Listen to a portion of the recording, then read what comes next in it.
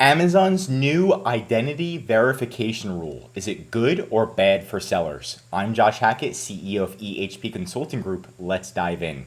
As you may know, we manage a lot of clients, and then what happened is a client sent us user permissions.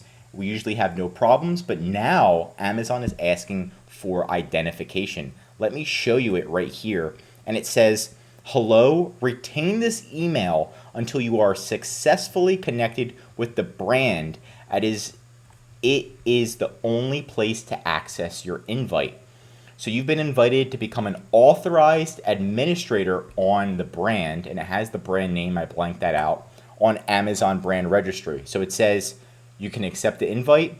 And now new, step number 2, complete additional verification if prompted. So randomly, Amazon's going to ask you, and they're going to ask for your ID, all this information to verify your identity just to get user permissions, or maybe it's admin permissions for a brand.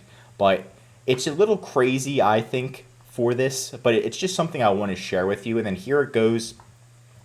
Gain access to the brand, and then it has the brand name right here. Identity verification, and then you click access through brand registry, begin identity verification. Resources you need to begin identity verification.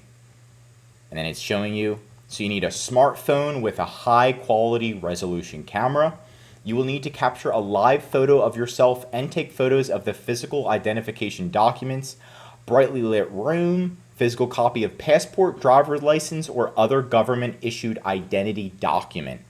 And you have to enter this. Then Amazon decides, I guess, whether everything's good to go and then gives you access to the brand or not.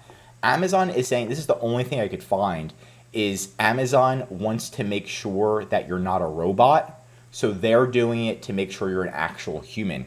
So it looks like Amazon is preparing for AI takeover to try to hack into brands and stuff. And this is Amazon's way to make sure that doesn't happen. I do think it's a lot of extra data that Amazon's asking just for user permissions. I do see the benefit for sellers because it protects them.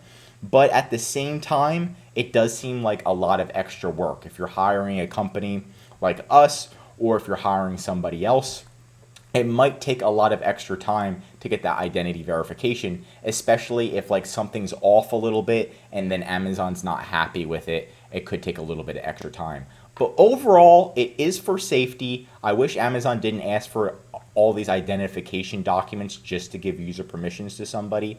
But I just wanted to share this with you and get your thoughts on that, right? But that's it for today's video. How do you feel about Amazon requiring identity verification for user permissions? Drop your thoughts in the comments below. If you learned something new, drop a like. And if you're an Amazon seller, I highly recommend subscribing to our channel. I'm Josh Hackett, CEO, and I'm signing out.